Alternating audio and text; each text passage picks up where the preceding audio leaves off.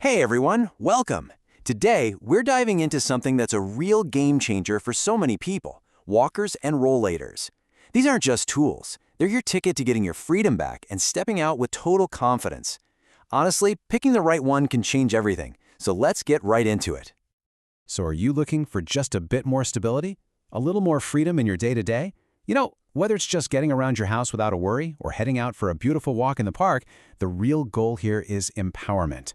The right mobility aid, it's not just a piece of equipment. It's truly your key to staying active, staying safe, and most importantly, staying independent. Okay, so here's what we've got on tap. First, we're going to talk about how these are really tools for independence. Then, we'll get into the big debate, walker versus rollator. After that, we'll help you choose your perfect fit, learn how to master it, and yep, we're even going to conquer winter weather. Let's do it. All right, first section. This is so important. We've got to shift how we think about these things.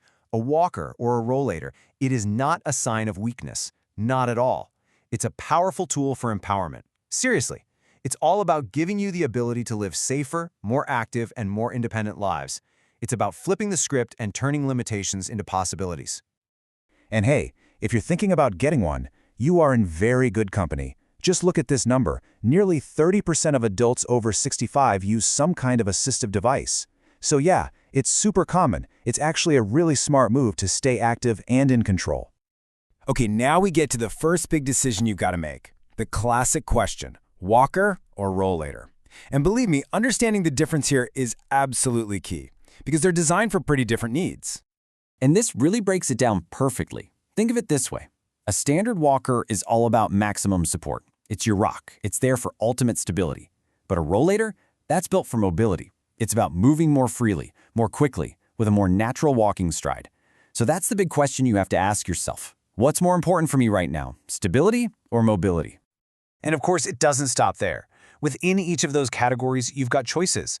You've got your standard walker, no wheels at all, that's your champion of stability, awesome for inside the house. Then you can get a two-wheel walker. That gives you a little bit of glide, a more natural step, great for smoother paths. Then you've got the rollators. The three-wheel version is super nimble, perfect for tight corners, but, a little less stable. And the four-wheel rollator, that's kind of the classic for longer walks. It's stable, and it almost always comes with that super handy seat for when you need a quick break.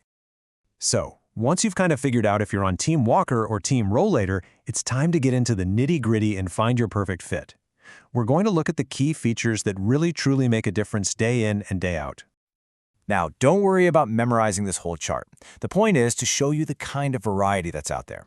I mean, look at this. You've got something like the Hemney Rollator, which is incredibly lightweight at just 16.5 pounds. Perfect if you're lifting it into a car a lot. And then on the other end, you have the Hullevo, this outdoor adventure model with giant 12-inch pneumatic tires. It's all about matching the device to your lifestyle. Okay, let's zoom in on the wheels for a second because trust me, wheel size matters a lot. The best way to think about it is like tires on a car, right? You're not going to take a little city car with tiny tires off-roading. It's the exact same idea here.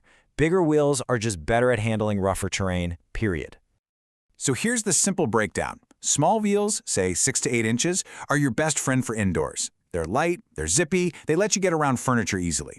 But the second you're planning on going outside, you really want to be looking for wheels that are 8 inches or bigger. They just roll right over uneven sidewalks, gravel, even grass. And if you want the Cadillac of smooth rides, go for pneumatic or air-filled tires. They're basically shock absorbers for your walker, which is just amazing for your joints. And this next point is so important. Comfort is key. I mean, think about it. If your walker is uncomfortable to use, are you going to use it? Probably not. It's really that simple. Getting the comfort features right will make a huge difference in how often you get out there. So what should you be looking for? Well, let's start with the grips. If your hands get sweaty, a softer grip is going to be great. If you have arthritis, look for larger, ergonomic grips. Total game changer. When it comes to the seat, if you think you'll be resting a bit, padded foam is a non-negotiable. And finally, think about portability. How easy is it to lift? Look for lightweight models. And how does it fold? A simple one-button or trigger release will save you so much frustration. Okay, so you've picked out the perfect model. Awesome. Now what? Well, the next step is actually mastering it. Because using your walker or rollator correctly is every bit as important as which one you chose in the first place. Getting the fit just right and doing a little daily care, it's absolutely crucial for your safety. And the number one thing for setup is getting that handle height perfect. And guess what? It's super simple.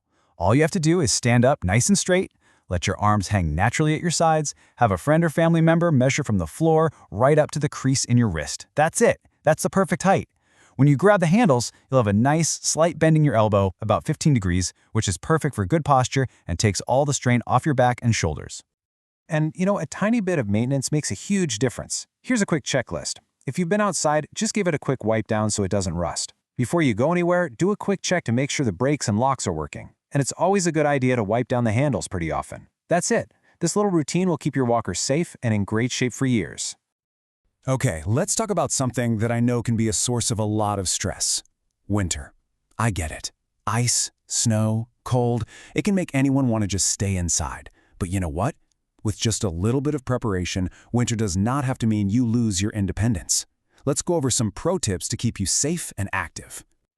First things first, you gotta winter-ready your walker. It's just like putting snow tires on your car, right? You can get all sorts of cool accessories that will totally transform how your walker handles snow and ice. It's a huge confidence booster. And you've got some great options here. Insulated grip covers, simple, but wow, what a difference for keeping your hands warm. You can get walker skis, skis, that help you glide over the snow.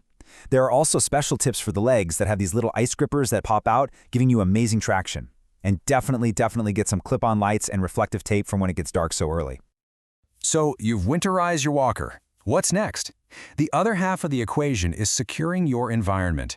Taking a little time to prep your doorways and your most used paths, this is one of the single best things you can do to prevent a fall in the winter. And what does that look like? Well, it means really staying on top of clearing snow and ice from your sidewalks and driveway. Don't be shy with the salt or sand. Put down some good anti-slip mats both inside and outside your doors because that's where things get slick. And here's the golden rule. Always test a surface before you put your full weight on it.